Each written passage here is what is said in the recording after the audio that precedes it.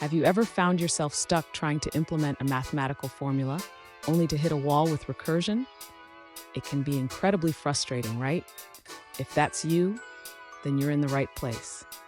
Today, we're diving into how to implement a recursive method for scoring nodes in a taxonomy. I completely understand how challenging it can be when your code doesn't behave as expected. You're not alone in this struggle. Many developers face similar issues when dealing with recursion and tree structures.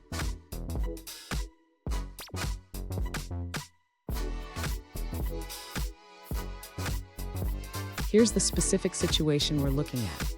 One user recently asked, "How should I edit my code so that it traverses all the children for a given node in a taxonomy?" They provided a structure where the scoring seems to only consider one side of the tree.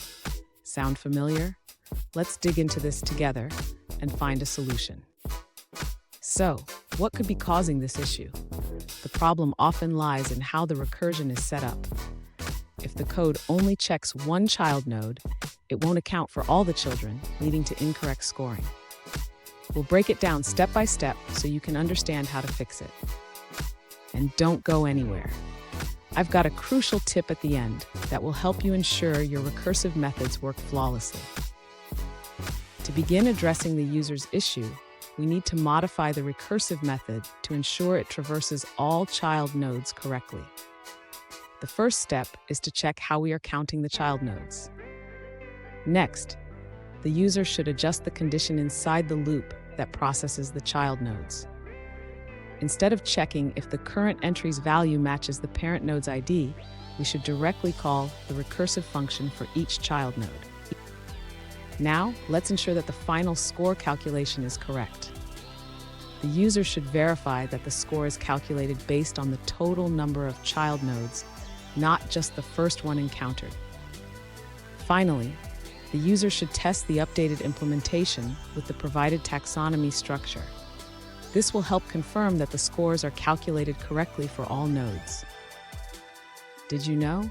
The concept of recursion is often compared to Russian nesting dolls. Each layer reveals another layer inside. Just like in coding, each recursive call reveals more of the solution. Now let's look at the answers provided by other users. The user identifies an issue in your code related to how child nodes are referenced. They suggest changing the condition that checks the relationship between parent and child nodes. Instead of using the current method, they recommend including the parent's ID in your taxonomy.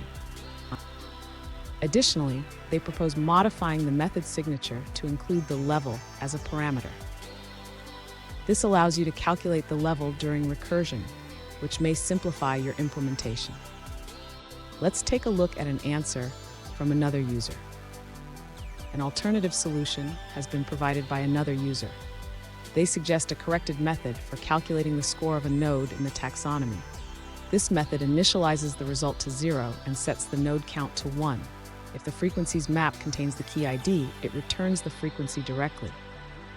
The user then iterates through the subtax map, checking if the entry's value matches the key ID.